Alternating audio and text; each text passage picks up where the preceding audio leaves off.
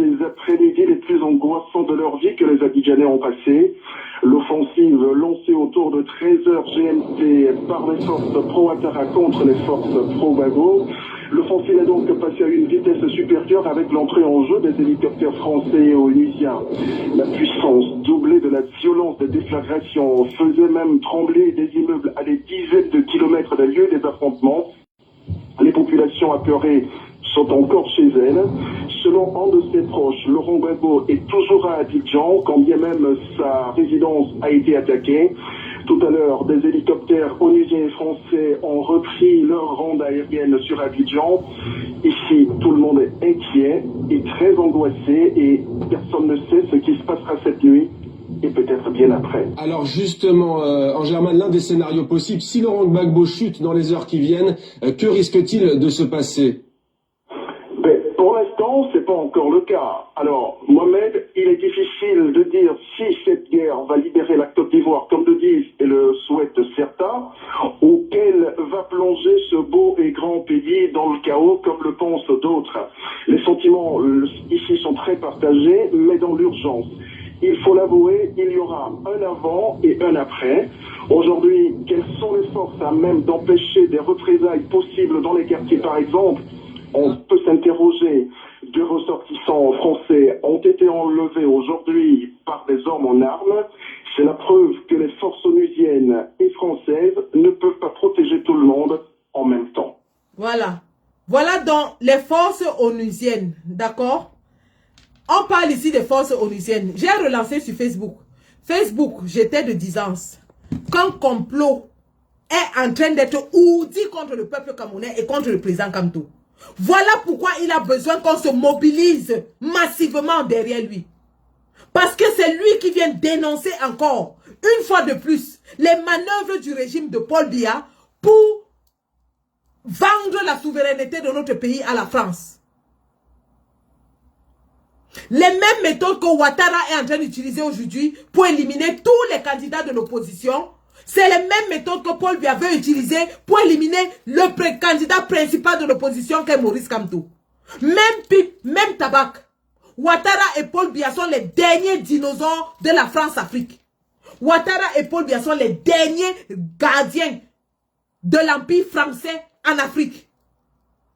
Et je vous disais que, alors que le président est en train d'aller tchouquer le fémur en plein Paris dans la gueule du loup, il est en danger. Il est en danger, les gars. C'est pour ça qu'il faut qu'on se mobilise massivement. Sur le plan populaire, pour leur démontrer qu'on ne touche pas à Kamto. Si vous touchez à Kamto, vous avez touché à tout le Cameroun. 2. Sur le plan des finances, pour lui donner la sécurité dont il a besoin. Parce qu'il faudra qu'on mette hors d'état de nuit tous les infiltrés qui vont venir chercher à nuit à notre meeting. Et nous avons des renseignements sûrs sur le fait qu'il y a des infiltrés qui sont en train de se préparer à venir mettre du bordel dans notre meeting. C'est pour ça que pour la première fois de l'histoire, le MRC a sorti une charte de comportement pour ce meeting. Pas d'effigie, pas de t-shirt, pas de drapeau, pas de quoi que ce soit. Parce que nous avons eu vent des informations qui nous reviennent de ce que le régime de Paul Biya est en train d'utiliser des groupuscules, des individus pour infiltrer le meeting et causer du grabuge afin qu'on dise que nous sommes violents, les talibans sont violents, la meute de Maurice Kamto, et qu'on nous décrédibilise et qu'on accuse le président Kamto de choses et d'autres. C'est pour ça qu'il est important de donner les moyens à l'organisation de pouvoir encadrer une foule de plus de 10 000 Camerounais qui seront là-bas. Nous avons besoin de leur donner les moyens pour qu'il n'y ait pas d'incident et pour qu'il n'y ait pas d'attentat contre notre président. Je répète, nous avons besoin d'une sécurité en béton ce jour-là. C'est pour ça qu'on a mis une cagnotte. Quand je dis on, c'est l'organisation, ce n'est pas moi. Ce n'est pas la basse, c'est l'organisation. Ils ont mis en ligne un moyen pour qu'on leur permette de sécuriser le meeting. Parce que le complot contre le président et le peuple est grave. Nous avons besoin d'une compagnie de sécurité professionnelle avec des nombres, des nombres sur le terrain pour contenir tout débordement. Parce qu'il y aura des gens qui vont venir essayer de bagarrer. Il y a des gens qui vont venir causer la bagarre. Il y a des gens qui vont venir avec des choses pour essayer de causer du grabuge. Créer le cafouillage pour atteindre le président Kamto. Le lien de la cagnotte, je mets là. J'ai dit, nous avons besoin ce soir d'au moins 500 €. Le lien de la cagnotte, je l'ai mis là et j'épingle le... J'épingle. Parce que vraiment, c'est grave. C'est très grave. Et j'étais en train de vous dire que cette affaire de Louison et Somba, le RDPC l'a envoyé pour nous distraire. Oui, on va répondre. Oui, nous allons rétablir la vérité sur le droit, mais ne nous laissons pas distraire. Parce que pendant qu'ils envoient Louison et Somba sur les plateaux pour nous distraire, Eleka va par derrière signer des contrats avec l'ONU pour que l'ONU amène les bottes sur notre terrain, les casques bleus, en octobre. Comme ça s'est passé en Côte d'Ivoire. Pour que l'ONU vienne valider la forfaiture électorale. Pour que l'ONU valide la répression électorale. Comme ça s'est fait en Côte d'Ivoire. Et je vous ai dit, l'ONUCI est arrivé en Côte d'Ivoire avec un drapeau blanc, soi-disant qu'ils viennent superviser les élections. Mvondo Ayolo a rencontré Sarkozy l'été dernier. Or, ce sont les méthodes de Sarkozy. C'est Sarkozy qui avait orchestré la guerre en Côte d'Ivoire. C'est Sarkozy qui avait orchestré le bombardement de Laurent Gbagbo. C'est Sarkozy qui a volé l'élection de Laurent Gbagbo. C'est Sarkozy qui a dit qu'il allait liquéfier Laurent Gbagbo. Aujourd'hui, le même Sarkozy entre par la porte de derrière, rencontre Mvondo Ayolo pendant les Jeux Olympiques et nous envoie l'ONU. Nous sommes déjà avec l'ONU. L'ONU est déjà venue, soi-disant pour superviser les élections au Cameroun. Mais on sait ce qui s'est passé en Côte d'Ivoire quand ils ont dit qu'ils allaient superviser les élections. Écoutons encore bien ce reportage. Parce qu'il paraît que vous dormez. Vous êtes en train de dormir. Vous êtes dans la distraction. Vous êtes en train de rire. Vous êtes en train de blaguer. Vous ne savez pas que c'est le sang que ces gens veulent verser. Ils veulent verser le sang en octobre. Et il n'y a que nous pour les empêcher. Et la seule façon de les empêcher, c'est une mobilisation sans précédent. Je dis bien sans précédent. Nous devons alerter le monde entier. Oui. Ils sont en train de préparer une forfaiture.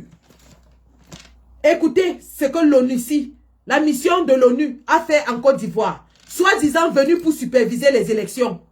Et maintenant, quand ils disent qu'ils supervisent, après les élections, c'est les troupes qu'ils envoient. Ils sont partis en Côte d'Ivoire pour superviser les élections. Ça s'est terminé en bombardement de Gbagbo. Écoutons bien.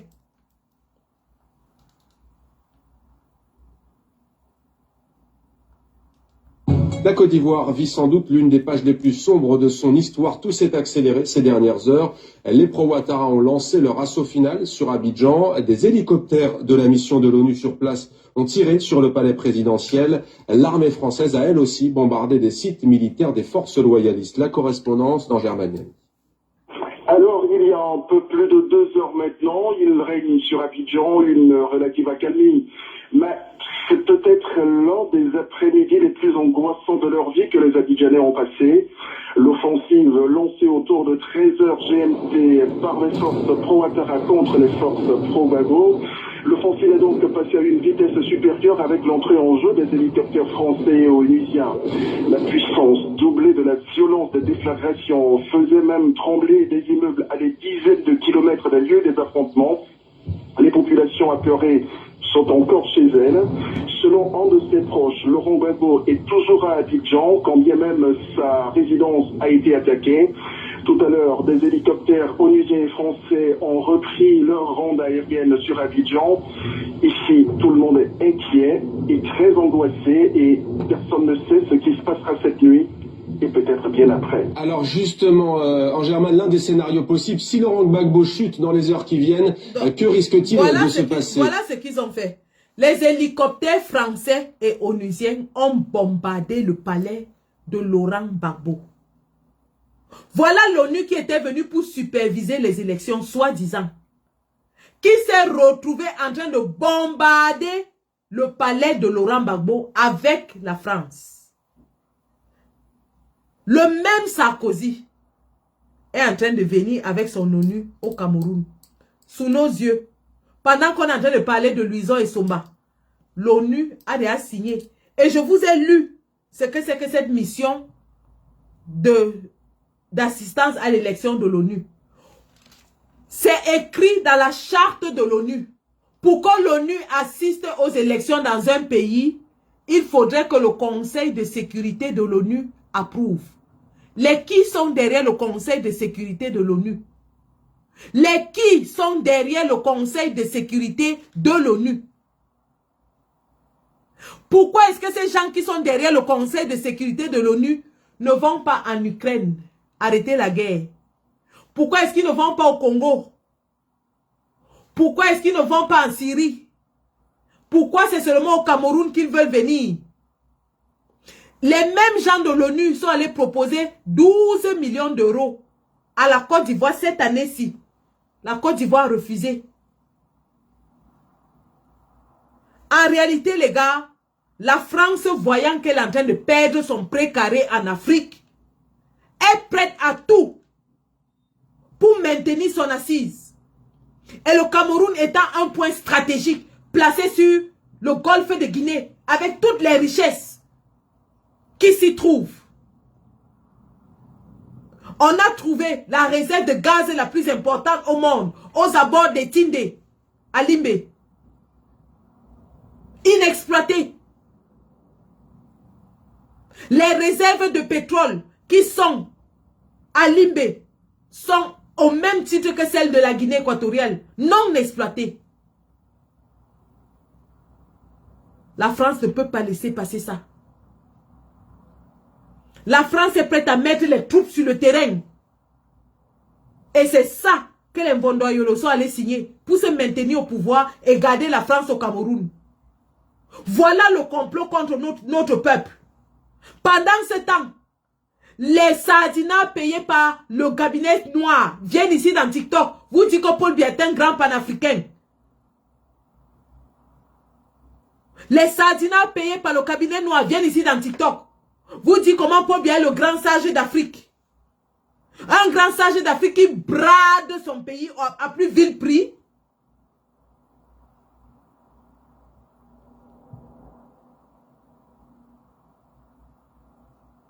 C'est ça la réalité, les gars. On parle de Louison et Somba parce qu'il le faut, mais le vrai combat, c'est ça.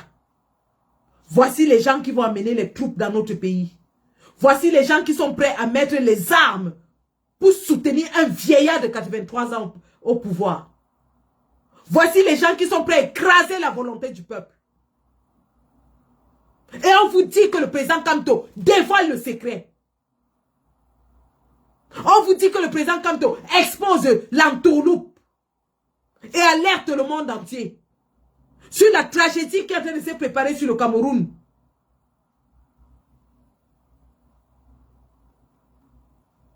La seule façon dont nous pouvons contrer ça, c'est la mobilisation populaire. Et ça commence le 31 mai à Paris. Nous devons donner la légitimité populaire à Maurice Kamto. Je vous ai dit, nous avons besoin de le protéger, de protéger le meeting. C'est pour ça qu'on a lancé une cagnotte. Pas on, quand je dis on, c'est l'organisation. Alors, je vérifie, j'ai dit ce soir, vraiment, ça nous aiderait si on pouvait cotiser 500 € ce soir. 500. Nous sommes à 300 €. Nous sommes à 300 € les gars.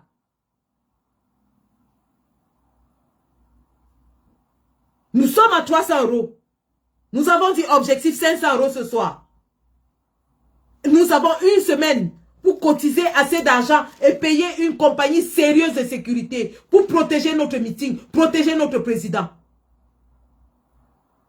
Nous sommes à 300 € les gars.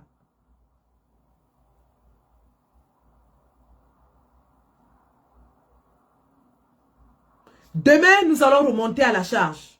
Nous avons besoin d'argent pour assurer et il faut payer à l'avance parce que ces compagnies fonctionnent au contrat.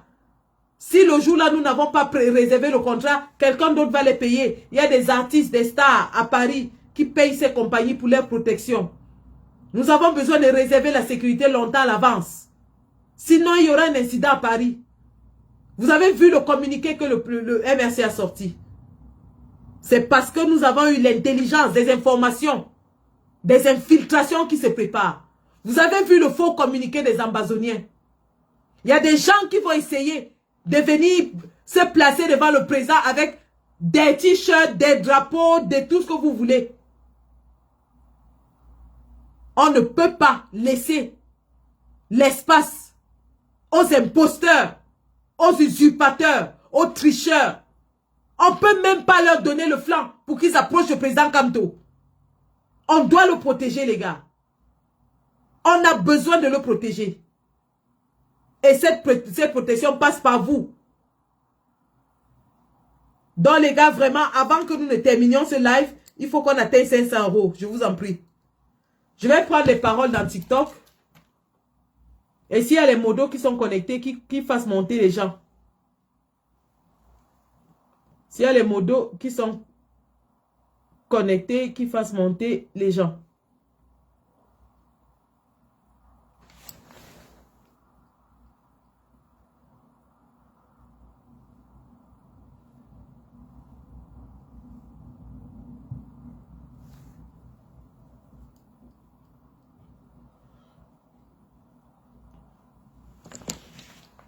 Et si dans Facebook, vous voulez parler, n'hésitez pas à intervenir.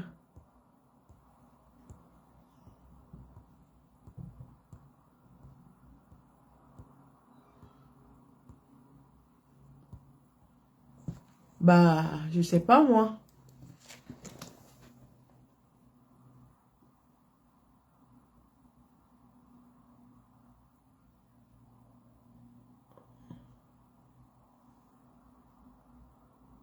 Si vous voulez intervenir, hein, que ce soit dans TikTok, Facebook, manifestez-vous.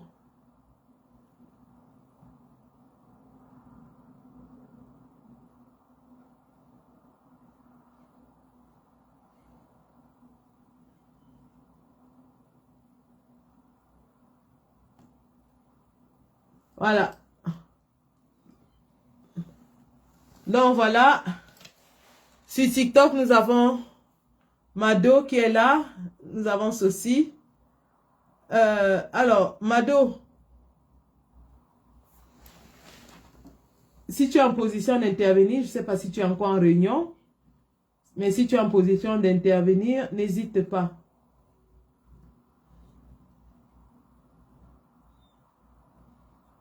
On ne t'entend pas.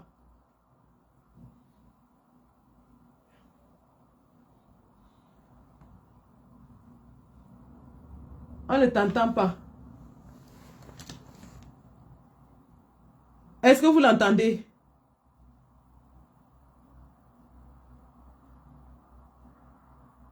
Vous l'entendez? Moi, je ne l'entends pas, moi. Allô? Oui, allô, là, on t'entend, oui. Bonsoir tout le monde, bonsoir ma commandante en chef, bonsoir tout le monde. Je voulais juste dire qu'on doit vraiment nous mobiliser pour contribuer efficacement vraiment dans la cagnotte, parce que je vois la cagnotte, ça ne bouge pas trop. Et serons tous à Paris le 31, mobilisons-nous financièrement, physiquement, serons nombreux. Et par rapport à ce qui se passe au Cameroun, par rapport à l'ONU, il faudrait qu'on s'arrange même pour aller à l'ONU. Hein, tout à fait. À Genève. Quand il a leur dit que ça ne passera pas, hein, donc il faut qu'on bouge vraiment, qu'on se mobilise, hein, franchement. Ne restons pas les bras croisés pour attendre que ça vienne du ciel, hein, c'est à nous de bouger. C'est à nous de bouger, les amis. S'il vous plaît, nous sommes à la dernière ligne droite. Ouais. Et il y a la panique en face. Dans le camp d'en face, il y a la panique. Ah oui. Franchement, je vous dis, parlons-en autour de nous, mobilisons. Ce matin, j'ai rencontré des personnes dans ma ville, je parle du meeting, je parle de... Voilà, je fais des collectes aussi, je vais directement vers les gens, mais dans franchement, bougeons les gars, bougeons les amis, s'il vous plaît. Merci, C'est merci. notre président élu. Mobilisons-nous chacun à sa manière, chacun à son niveau. Donc, croisons les bras. Super. Merci. Sophie, vous avez la parole.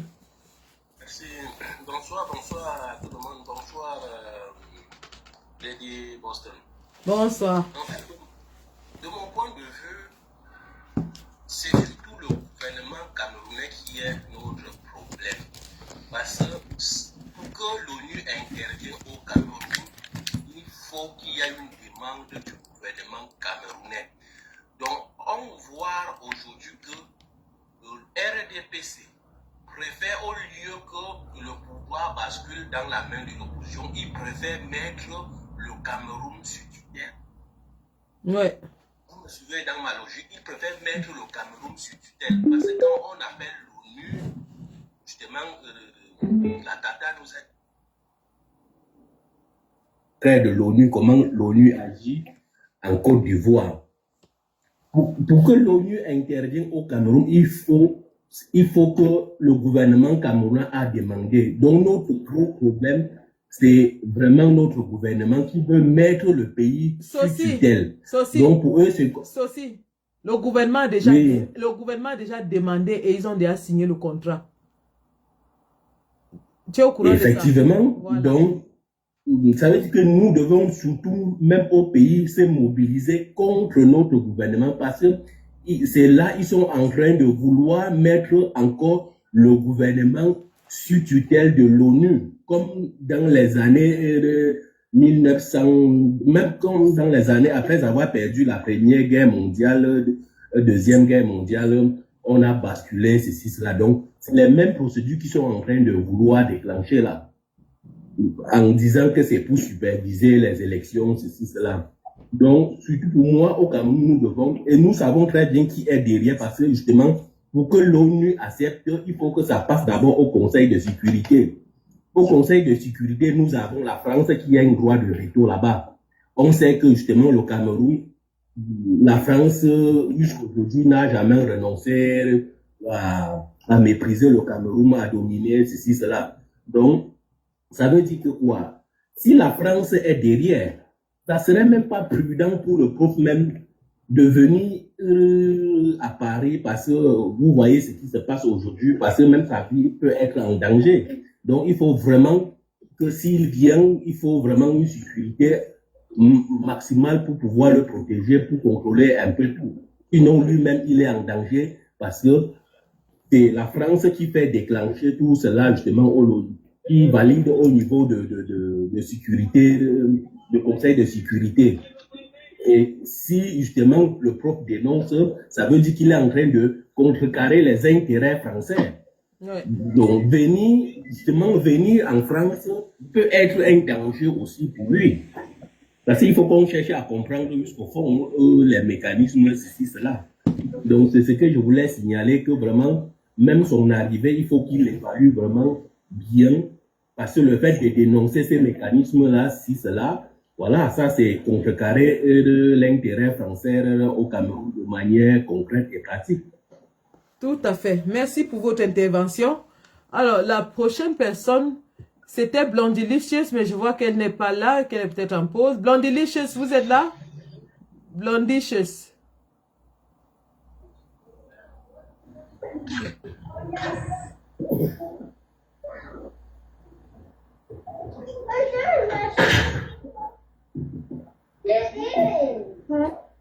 Voilà, elle a sauté. Donc, ensuite, ce sera Espoir 2025. Oui, bonsoir, Sandy. Bonsoir, comment vous allez? Je vais bien. Merci de nous entretenir ce soir. On sait tous que la perte du pouvoir n'est pas facile à digérer. Et la corruption à haut niveau reste toujours l'arme la plus efficace de ce régime. Ah oui. Mais nous ne devons pas fléchir. Ce pouvoir tombe cette année. C'est ça. Ce pouvoir tombe en octobre. Il va tomber. Pour nous qui ne pouvons pas être sur place à Paris, nous devons mobiliser nos confrères en contribuant. Tout à fait. Pour ceux qui vont se déplacer. Tout à fait. Il y a le lien de la cagnotte dans le live qui est en cours en ce moment sur Facebook. Donc, si vous y allez, partagez le lien, cotisez, encouragez tout le monde à cotiser. Oui, je vais entrer dans Facebook après là. D'accord. Je vais le faire. Merci. Ouais. C'est bien. Donc nous ne devons plus paniquer sur ce terme de mandat impératif et tout ça. Tout ce que le régime a toujours établi, ça a toujours été à sa faveur, ne sachant pas que ça va l'attraper. Ben oui. Ils sont pris au piège maintenant. Bon. C'est pour ça qu'ils cherchent l'aide partout. Bon, le champ est libre pour le professeur Kamto. Ceux qui étaient encore dubitatifs, s'il sera candidat, et comme nous aussi, nous sommes tellement en retard dans la compréhension. Depuis plus d'1 an, le professeur Kamto ne fait que répéter la même phrase, au moins 5 fois, de ne pas douter de sa candidature. Et il dit surtout, n'ayez pas peur. N'ayez pas peur. Alors, même à force de répéter la même phrase, beaucoup d'entre nous sont encore angoissés et doutent encore s'il sera candidat ou pas. Ben oui. Les termes sont clairs, noir sur blanc. Même nos juristes qui font semblant de ne pas comprendre, beaucoup se battent pour leur carrière. Tout à fait. C'est pas qu'ils ne comprennent pas ce que le droit veut dire. Donc, chacun lutte pour sa promotion. Tout à fait. Donc, merci beaucoup. Oui. Merci. Nous allons passer la parole à TSTV. Oui. Bonsoir, Sandy. Bonsoir, comment vous allez? Parce que j'étais monté. Ah non, vous avez... Bien, je vais bien. Je n'ai même pas su que j'étais monté, là, j'écoutais le direct était en bas. J'ai dû faire une mauvaise manipulation, une demande sans me rendre compte. Bah, mais je vais dire que on n'a pas, c'est pas le moment, ce n'est plus le moment de douter, hein, ce n'est plus le moment de douter, l'heure est à l'action.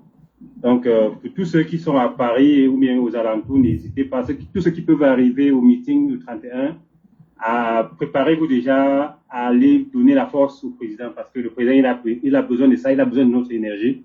En même temps, la mobilisation qu'on va faire à Paris va montrer aux yeux du monde que le président n'est pas seul. Tout à fait. Que quand il dit que il est capable de gouverner, c'est parce qu'il sait que il a du monde avec lui. Même la présence de l'ONU ne va rien changer, parce que s'ils voient que nous sommes nombreux, eux-mêmes ne vont pas faire la même chose qu'ils ont fait en Côte d'Ivoire, je pense. Oui, tout à fait. Oui, donc il faut qu'on commence à montrer les signes déjà. Donc eux-mêmes doivent voir les signes de loin. C'est sûr qu'ils le savent déjà, parce que vu l'engouement de la population et tout, ils savent déjà que le RDP c'est cuit pour eux, donc il n'y a même plus à discuter là-dessus. Donc maintenant, c'est à nous de montrer que c'est cuit pour le RDPC et c'est pour Kamto que nous on se bat. Donc n'hésitez pas, il n'y a pas lieu d'avoir peur. Tous ceux qui peuvent, sauf empêchement vraiment de dernière minute, là, n'hésitez pas à rejoindre la troupe du 31. C'est ce que je peux dire là, sinon je ne m'avale pas beaucoup habituellement. Merci. Merci beaucoup, Sandy. C'est moi qui vous dis merci pour votre participation. Alors, Arnaud, parole, vous avez la parole. Ok, bonsoir tout le monde. Bonsoir. Je vais juste ajouter un petit point là sur votre sortie concernant l'ONU. Voilà maintenant un point essentiel que nous devons affronter face à face. Donc, tous ces gens qui restaient dans la distraction concernant peut-être les listes électorales, maintenant, voilà le point essentiel à ne plus prendre à la légère, comme nous avons fait sur la liste électorale. Ouais. L'ONU. Nous tous, nous avons vu, on a vécu ce qui s'est passé en Côte d'Ivoire. C'était une histoire catastrophique. Et nous ne pouvons pas permettre que cela arrive dans notre pays.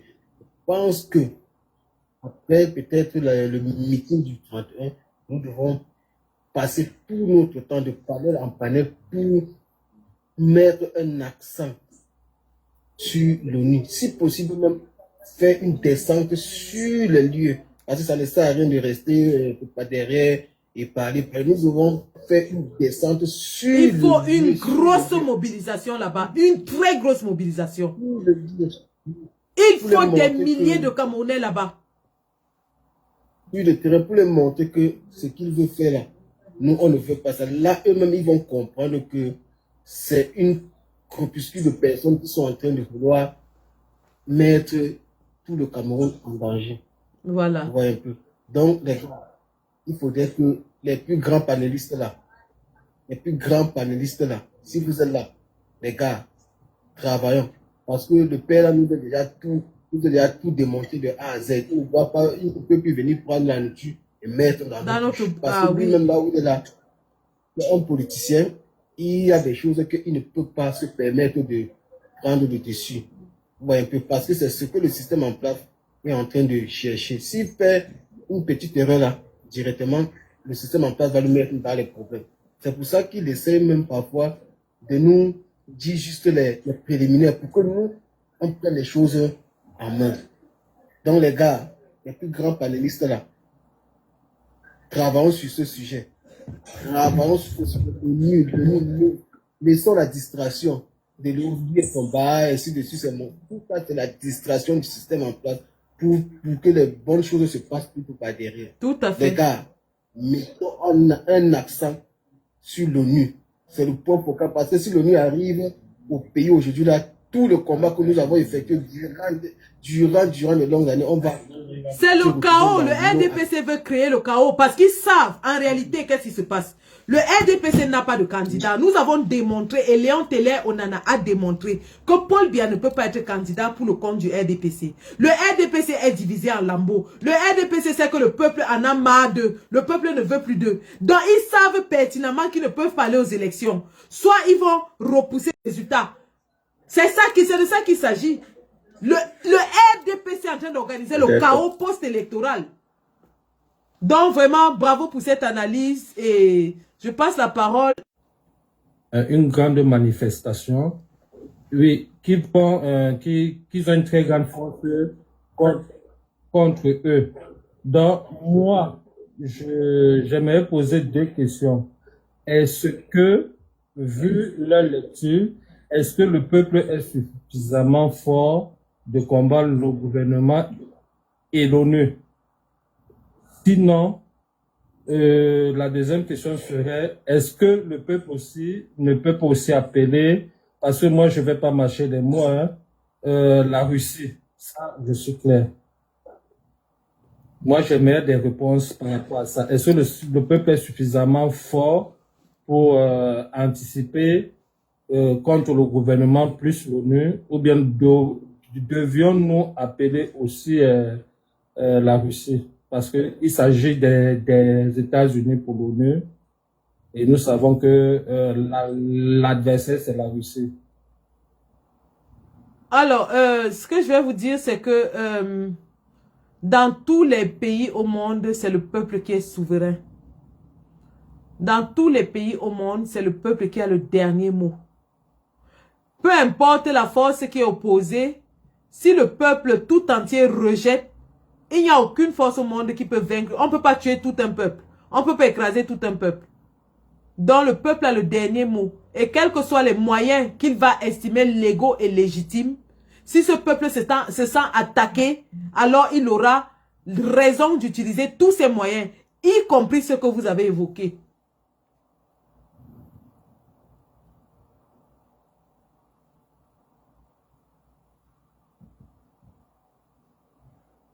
Effectivement, c'est le peuple qui est souverain. Mais le grand problème, est-ce que, par exemple, imaginez ce soir, tu nous informes avec l'Arte, voilà, il y a un complot en cours. Si nous sommes 30 millions de Camerounais, demain, si on part peut-être chez tous les 30 millions de Camerounais, combien seront réellement informés de cette information hyper sensible, hyper importante? Donc moi, je suggère que nous devons aussi se structurer, élaborer des stratégies pour vraiment toucher tous les Camerounais. On élabore, par exemple, imaginez-vous, par exemple, si on dit que, bon, voilà, on cherche à coopter les enseignants. Nous avons peut-être au Cameroun 6 000 enseignants qui enseignent peut-être 10 millions d'enfants. Et s'il y a un message comme ça, là, on passe par tel canal autorité pour que ça atteigne chaque Camerounais. Parce que très souvent, nous, dans la diaspora, nous sommes informés parce que l'Internet ne nous coûte pas si cher, mais au pays, c'est fort. Ce n'est pas facile suivre un direct comme ce direct de A à Z. Donc, ce qui fait que nous devons nous structurer, mettre des canaux physiques pour pouvoir justement atteindre vraiment les Camerounais de manière individuelle. Donc, que le message doit arriver quand il y a des mots d'ordre. Nous devons mettre des mécanismes que ça puisse arriver dans les oreilles de tout un chacun. Pour moi, vraiment, c'est un point très, très, très important. Donc, j'aimerais si la Tata peut même créer un canal Telegram pour qu'on puisse chercher de faire ce genre de travail, d'élaborer des stratégies. On peut dire, bon, voilà, peut-être à travers même les gens de la diaspora. Nous, dans la diaspora, minimum, il y a au moins même 3 millions de Camerounais. Même si on réussit seulement à toucher 1 million, que chaque fois, ils retouchent au niveau de la famille, au Cameroun, ceci, cela, pour faire passer des mots d'ordre. Parce que, voilà, la liste électorale, si on part dans des villages, dans des zones reculées, c'est fort probable que certains ne sont même pas au courant sur ce qui se passe concernant la liste électorale. Si on part justement dans nos villages, même dans les villes, c'est fort probable que justement ce message que la Tata vient de nous dire, ce complot qui est en train de s'oppresser avec l'ONU, ceci, cela, c'est fort probable qu'une grande partie de la population n'est pas au courant. Donc pour moi, si nous pouvons structurer justement le combat de telle manière que à être vraiment sous le territoire, on peut, j'ai cité peut-être l'exemple des enseignants, comme on peut utiliser peut-être même les gens de la diaspora pour pouvoir atteindre les familles restées au Cameroun, comme nous pouvons chercher peut-être de s'infiltrer dans les rangs même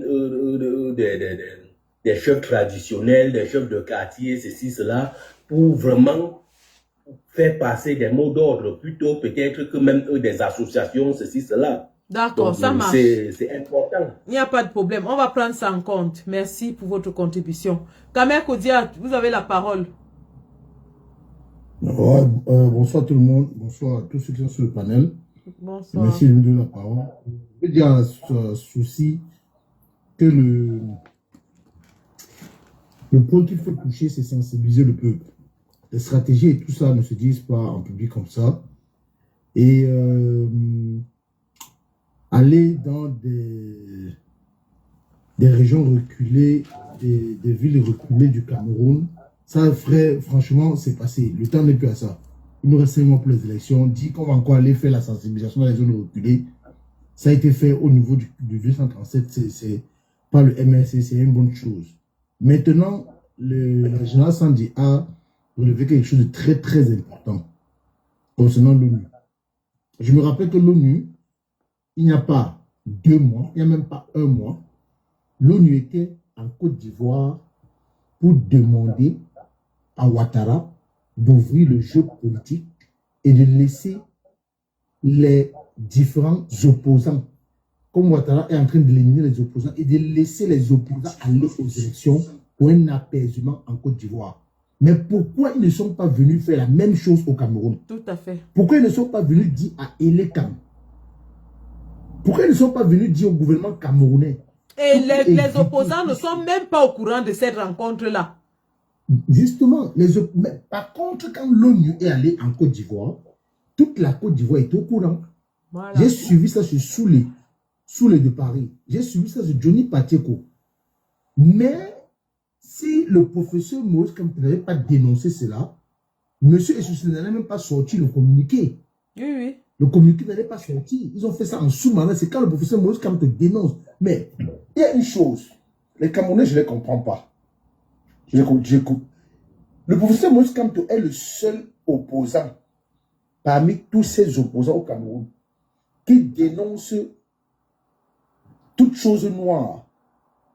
Il y a quelqu'un qui a le micro, le truc ouvert, que ça se répète. Le professeur Maurice Kamto est le seul opposant. C'est toi, Sandy, c'est toi. C'est moi, oui, c'est moi. Pardon. J'ai mis le... Attends, est-ce que je peux fermer la parole chez moi? Je ne sais pas, moi. En tout cas, vas-y, on t'écoute. Le professeur Maurice Kamto est le seul opposant Ah, ça. C'est pas agréable, c'est pas agréable. Quand ça... Ferme juste ton micro, tu peux fermer ton micro. Ouais, j'arrive pas à fermer mon micro là, ça n'ouvre pas. Ça continue. Ouais. Non, c'est bon. Aïe, ça continue, ça continue. Bon, Maman, attends. on lui a signalé. Attends, ça va là, ça va, continue. Voilà. Ah, c'est pareil. Ok. Je disais que le professeur Moïse Kamto est le seul opposant qui dénonce toutes les manœuvres de ce régime. Mais certains soi-disant opposants du Cameroun ne disent absolument rien. Ils se taisent. Ils ne disent rien. Voilà maintenant les vérités qu'ils viennent nous trouver. Et le professeur Baïbek qui est en train d'accuser Henri Ekoué de dealer avec le régime pour le corrompre, de prendre 50 millions et tout. Bref, ça n'est pas le sujet. Le sujet, c'est que si le professeur Moïse Kamto n'avait pas dénoncé l'ONU, M. Essoussi n'allait pas faire ce communiqué-là. Pourquoi faire le communiqué après la rencontre? Pourquoi ne pas faire le communiqué avant? Pourquoi ne pas annoncer aux partis politiques de l'opposition qu'il y a une rencontre avec l'ONU pour un apaisement au Cameroun pendant les élections présidentielles d'octobre 2025? Pourquoi aller signer un accord entre ELECAM et l'ONU? Qu'est-ce qui se cache derrière cet accord? Qu'est-ce qui se cache derrière cette rencontre? La génération de vous a démontré que quand l'ONU vient dans un pays sans annoncer, parce qu'ils sont allés en Côte d'Ivoire il n'y a pas un mois, ils ont annoncé. Et ils ont dit ce qu'ils allaient faire en Côte d'Ivoire. C'était rencontrer Ouattara, lui passer un message, pour lui dire, pour un apaisement, pour que ce qui s'est passé en 2010-2011 ne se reproduise pas en 2025, qui doit laisser les opposants qu'il est en train d'éliminer là aller aux élections présidentielles. Mais pourquoi l'ONU n'a pas fait pareil au Cameroun? L'ONU vient au Cameroun pourquoi? Si jamais, et tous les Camerounais savent que c'est le professeur Moïse Kamto qui va remporter ces élections, si la Cour constitutionnelle proclame le professeur Moïse Kamto comme vainqueur des élections de 2025, l'ONU va entrer en jeu. Écoutez bien et retenez cela. L'ONU va entrer en jeu pour renverser le professeur. Parce qu'ils ne viennent pas là comme les bons samaritains pour dire qu'ils vont protéger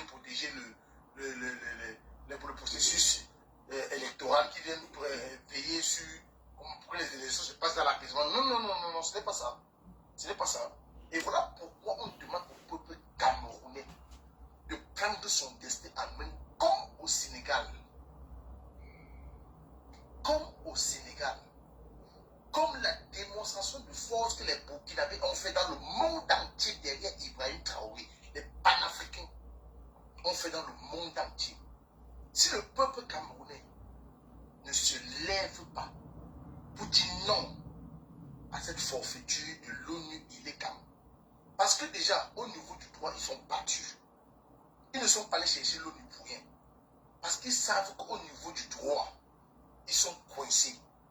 Le professeur Moïse Kamto a mis ses deux doigts là sur leur cou. Il les a coincés au mur comme ça. Parce que le professeur Moïse Kamto les a amenés maintenant sur son terrain. Et ils sont en train de danser sa danse. C'est maintenant lui qui est en train de leur donner la cadence, ce qu'ils vont faire, ce qu'ils doivent faire, ce qu'ils doivent dire tous les jours sur le plateau de télévision. Maintenant, qu'est-ce qu'il faut faire? Quand vous lisez Grégoire Ouna, il faut lire ce monsieur entre les lignes. Vous n'allez jamais voir un RDPCiste parler, prendre la parole ou faire un communiqué sans toutefois mentionner le mot peuple dans la rue. Il veut faire le peuple sortir dans la rue. Ils ont peur. C'est parce qu'eux-mêmes, ils sont sur les réseaux sociaux. Ils lisent les commentaires. Ils lisent les publications. Ils voient tous ces directs qui se passent là. Ne pensez pas qu'ils regardent tout. Et ils voient que la majorité des Camerounais, je peux dire 99% des Camerounais sont favorables pour le professeur Moïse Kamto. D'où M. Essoussé, se sentant coincé par le propre code électoral, la loi électorale, et pas la constitution même, ils sont coincés. Ils ne savent pas quoi faire le jour J. Voilà pourquoi ils sont allés signer cet accord avec l'ONU. On ne sait pas ce qui s'est dit là-bas. On a seulement vu les photos. On ne sait pas ce qui s'est dit. On ne sait pas ce qu'ils ont fait. Mais avec l'expérience qu'on a vécue en Côte d'Ivoire, avec cette même ONU-là, on les a, comme la jeunesse a dit, on a fermé du côté Veridos. On a mis les fesses de Veridos dehors. La complicité de Veridos. Maintenant, Veridos se désolidarise. Maintenant, et je ne sais pas s'accrocher maintenant derrière l'ONU. Si le peuple camerounais ne fait rien, si le peuple camerounais ne se lève pas pour prendre son destin en main, pour dire snuff is snuff, pour dire trop c'est trop, que les 43 ans là, ils ne peuvent plus ajouter 7 ans de plus sur ça. C'est fini. Ils vont encore souffrir. Ils vont encore souffrir. C'est au peuple camerounais maintenant, je dis maintenant, de protéger et de sécuriser le professeur Moïse Kamto. Parce que si on perd ce monsieur, sachez que votre souffrance va perdurer pendant encore 50 ans, pendant encore un demi-siècle. Ça, je vous le dis. Je vous le dis. Parce que l'un n'est plus à la rigolade. L'un est maintenant au sérieux. S'ils tentent, s'ils essayent de refuser la candidature du professeur Moïse Kamto, envahissez les rues. C'est tout. Le peuple est souverain. Il n'y a aucune armée dans le monde qui a vaincu le peuple. Il n'y a aucune armée dans le monde qui a vaincu le peuple. Même les Français là. La France a reculé face au peuple sénégalais. Il dit bien la grande France a reculé face au peuple sénégalais. Vous voyez comment les élections se sont passées là-bas? Transparent. Parce qu'ils savaient que s'ils essayaient un peu de frauder, ça allait être faillant. Ah oui. Donc, ce peuple camerounais, prenez l'exemple de nos frères africains. Il y a eu le Burkina Faso. Il y a eu le Sénégal. Prenez ces exemples. Ce qu'on appelle peuple souverain. Alors, il y a quelqu'un qui a écrit tout à l'heure que l'ONU est partie en Côte d'Ivoire pour préserver la candidature de Thiam. Alors, je vais lui dire que c'est faux. Parce que Thiam a été élu président du PDCI, même s'il avait démissionné et qu'il n'était pas là, on l'a réélu. Cependant, sa candidature à la présidentielle n'est pas encore validée. Donc, ne vous trompez pas. Ouattara a même dit qu'il n'est pas ivoirien. Voilà. Et c'est les mêmes méthodes qu'ils veulent utiliser au Cameroun pour éliminer le président Kamto. Exactement. Ouattara a même dit que Thiam n'est pas ivoirien. C'est ça qui a rendu tous les Ivoiriens. Les Ivoiriens sont scandalisés d'entendre que le gouvernement de Ouattara puisse dire que Thiam n'est pas ivoirien. Voilà. Donc, nous, on se concentre sur le Cameroun. On se concentre sur le Cameroun. D'accord. On a un homme que Dieu nous a envoyé. On a un homme qui va nous rendre notre liberté. On a un homme qui va nous permettre de vivre. Que tu achètes ton terrain, qu'on ne vienne pas te l'arracher 24 heures après. On a un homme que Dieu nous a envoyé pour que la justice soit équitable et soit juste dans ce pays-là.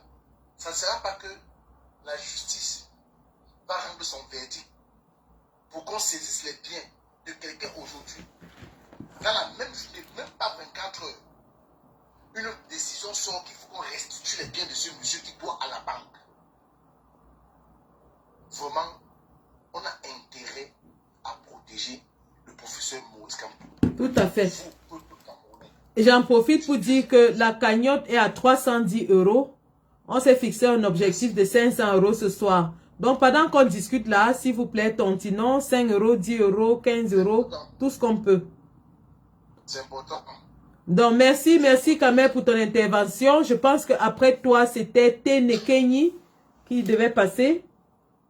Ouais, je voulais dire qu'on a déjà dénoncé la mascarade, le mensonge, la roubladise et la manipulation de Luson, Ambroise et Somba et de son parti, le RDPC.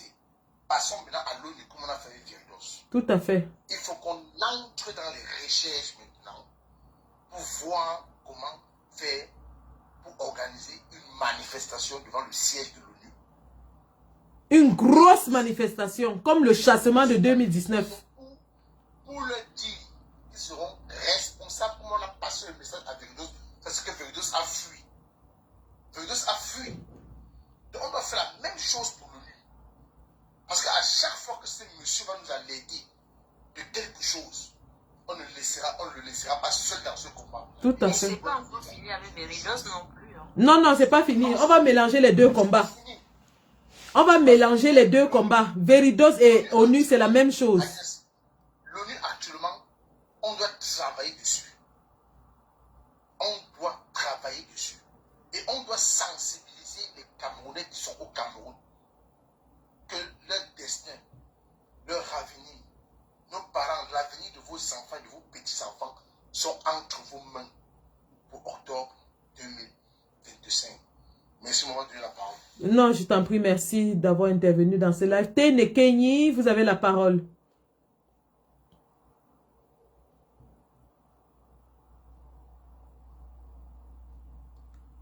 Oh, ok. Bonsoir, maman Sandy. Bonsoir, comment tu vas? Yes. Non, ça va. J'espère que vous allez bien. On est au front. C'est toujours un plaisir. Hein? Merci. Ouais, comme d'habitude. Ouais. Ce que je veux dire, c'est que ce qui se prépare au Cameroun, là, c'est le chaos que le régime est en train de préparer. Et l'apparition de l'ONU, c'est pour légitimer leur chaos qu'ils sont en train de vouloir préparer. Parce qu'ils ont vu que l'âme a changé de pôle. Et comme l'âme a changé de pôle, ils ont vu un peuple qui déjà n'accepte plus tout. Et ils savaient déjà que bon, sur ce point, qu'est-ce qu'il faut faire? Il faut que l'ONU apparaisse. Et je suis un peu très déçu par l'opposition qu'on a au Cameroun. Pourquoi? C'est comme si c'est toute la charge du pays qui est portée par une seule personne. Je ne parviens pas. Où est cette opposition-là? Où est cette opposition-là au Cameroun? Donc ce n'est que Maurice Kamto seul qui comprend le jeu électoral qui se passe au Cameroun. Parce que moi, je ne comprends pas. Et ce que je vais dire, je ne serai pas long. Ce que je vais dire, c'est que j'ai toujours dit, au fait, qu'il faut une lutte décentralisée. Sinon, on doit... Parce que ce qui va se passer au Cameroun, là, c'est que lors des élections, que nous lèvons partout le même jour. Parce qu'ils sont en train de chercher le renfort déjà comme ça. Que quand on va se lever à Douala, ils vont prendre les policiers partout pour museler le peuple. Et l'ONU va venir faire son jeu comme d'habitude, comme c'est ce qui s'était passé en Côte d'Ivoire. Donc j'invite les Camerounais à se lever le même jour dans toutes les 10 régions. Tout à fait. Qu'ils ne puissent pas... Parce que si on se lève... Puisque si on se lève seulement à Bafoussam, lundi, ils auront le temps de collecter toute l'armée pour envoyer là-bas. Et ce que l'armée va faire là-bas, ça sera du sale au point où les autres, dans les autres villes, vont seulement dire que mieux à l'heure si je vais seulement moi-même voir mes enfants grandir. Alors que si nous, on se lève de façon massive, le même jour, ça va permettre à l'armée elle-même de reculer, soit d'en faire partie, soit de déposer les armes. Parce que si on... et c'est ça, la montée du tribalisme qui est en train de battre son plan dans le truc. C'est pour éviter ça. C'est pour éviter que quand on veut se lever, on commence à dire que c'est l'affaire des têtes, c'est l'affaire des têtes. Et le peuple camerounais doit être suffisamment prêt que ce jour, ça ne puisse même pas arriver. Que quand on se lève à Bafoussam, quand ils disent allô, Douala dit que même ici nous sommes inondés. Ils disent allô, Bertois, on dit Bertois, nous on a besoin de l'enfant. Ça va faire que l'armée, eux-mêmes, ils vont déposer les armes, ils vont dire qu'à l'heure, si moi-même j'entre dans la danse. Parce que si on ne fait pas comme ça, Paul Biya ils sont très malins. C'est pour ça que vous voyez une montée en puissance du tribalisme. C'est pour éviter ça, que le peuple soit conscient le même jour. Qu'on dise que le même jour là, il faut que ça casse. La montée en puissance du tribalisme a été écrasée cette année, je pense. Il faut liser la scène publique. Nous avons réussi à éteindre le tribalisme. Oui, c'est pour ça que je souhaite vraiment que l'élection-ci, au même moment qu'ils préparent le chaos, au même moment le peuple prépare une contre-attaque. Et la contre-attaque doit être de façon massive. Parce que si on ne contre-attaque pas, ceux qui ne sont pas prêts à partir. Parce que l'ONU entre déjà comme ça pour faire son jeu. Et Paul Biya a toujours nommé les gens pour qu'ils conservent son pouvoir. Tout ce que vous réclamez, les routes, les CNI, les ceci là, ce n'est pas le travail qu'il les a demandé de faire. Quand quelqu'un fait même ça, Paul Biya l'enferme. C'est comme ça. Quand quelqu'un essaie de faire ce que Paul Biya n'a pas demandé de faire, Paul Biya dit que c'est un mauvais ministre. C'est comme ça. Paul Biya, quand il dit que Nganou Djoumessi, je t'ai donné 500 milliards, tu essaies de mettre le goudron quelque part, je t'enferme. Tu dois faire ce que je dois toujours gagner les élections. C'est ça le but de notre budget. Ceux qui passent le temps à se plaindre, il n'y a pas de roue, il n'y a pas ceci, on a la digue, c'est écrasé. Que vous vous écrasez, vous tous, ce n'est pas le problème du régime en place. Le problème, c'est que le régime doit toujours être au top. C'est comme ça avec le régime. Donc j'invite vraiment le peuple que lors des élections, sortez avec les parents, parce que Néo va bientôt faire son jeu, Kamtel va faire son jeu. Heureusement que bon, avec la connexion, on a déjà des autres techniques. Kamtel va faire son jeu. Que le jour des élections, Keynes a allumé déjà les torches dans les bureaux de vote. Parce que ce qui va se passer, les urnes ont été prêtes. Le temps ne passe pas ça, il n'y aura plus cette année. Qu'à 15 ans, on allume déjà les torches dans les bureaux de vote. Super. Là, ça évite tout. Et que le peuple soit prêt le jour là. Tout le monde doit sortir ce jour. Prêt à... On entend seulement ça, tout le monde, prête-toi, partout. Ça se lève dans les rues. Tout le monde. Il n'y aura pas qu'Allo Alpha 1 envoyé. On dit non, il n'y a pas d'Alpha 1. Tout le monde. Là, le régime va... Même l'ONU qui est en train d'entrer là va comprendre qu'à l'heure, si nous, on se retire. Et c'est le peuple qui va gagner. La victoire sera au peuple. Merci. Ok, merci. Agnès. Oui, c'est à qui la parole? C'est Jaga? Oui, c'est à moi. Oui, bien sûr. Et voilà, donc tu as posé le doigt là où ça fait mal. C'est-à-dire que l'ONU est entrée en jeu, ça veut dire beaucoup. Et donc, je dirais que le professeur Maurice Kamto a éveillé ce peuple depuis le début. Il y avait des termes que nous n'avons jamais connus avant, on les a connus pendant ces 7 dernières années. Le Conseil constitutionnel avec les contentieux post-électoraux, c'est toujours avec le droit qu'il a fait connaître au peuple camerounais ce qui ne va pas. Après, il y avait la vacance du pouvoir. Qui savait que ce mot existait? Nous, on était au courant grâce au professeur Maurice Kamto. Tout à fait. Il y a plein de choses qui se sont passées et qui a en relation avec le droit jusqu'à aujourd'hui où on réclame une liste nationale, on demande une liste nationale. Et cette liste nationale, ils ont couronné le tout en allant voir l'ONU maintenant parce qu'ils préparent quelque chose de très grave chez nous.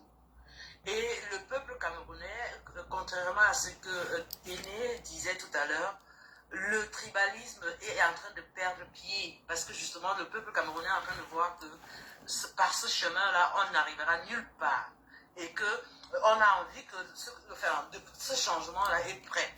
Mais le peuple aussi est prêt quand tu regardes combien il s'inscrit sur les listes électorales. Donc franchement, mettons le doigt là où ça fait mal. C'est-à-dire que ton live de ce jour a permis de comprendre que le Conseil de sécurité de l'ONU, c'est qui? Ce sont ces grandes puissances qui sont tapis dans l'ombre ici en Occident. Et quand ils sont allés les voir, ça veut dire qu'ils les avaient déjà consultés depuis longtemps. Oui. Ils nous jettent dans la distraction avec le fait que le professeur Kamto ne peut pas se présenter aux élections. Au fond, c'est qu'ils voulaient sortir ce que a fait Eleka en venant nous annoncer que les votes seront nos élections seront surveillées par l'ONU. Et tu as bien fait cette démonstration de dire que voilà ce qui s'est passé en Côte d'Ivoire. L'ONU a intervenu après que le Conseil constitutionnel a donné les résultats électoraux. Et quand ils ont donné l'électoral, ils ont porté qui gagnant. Comment ça se fait que notre organisme qui gère les élections est en concubinage avec l'ONU? Ah ouais. Tu vois, c'est vraiment quelque chose qui montre à suffisance qu'ils sont en train de préparer un chaos dans notre pays. Et ce chaos, il faut que les peuples le sachent. Et que dans les 4 coins de notre pays, tous les Camerounais se tiennent prêts. Parce que justement, c'est le peuple, la loi, comment dire, c'est le peuple qui fait la loi. Le pouvoir, c'est le peuple. Donc le peuple, il faut qu'il se lève, il faut qu'il soit prêt. Et que à chaque étape suivante, c'est-à-dire que le jour où on dira que voilà, on dépose les candidatures, c'est-à-dire que les présidents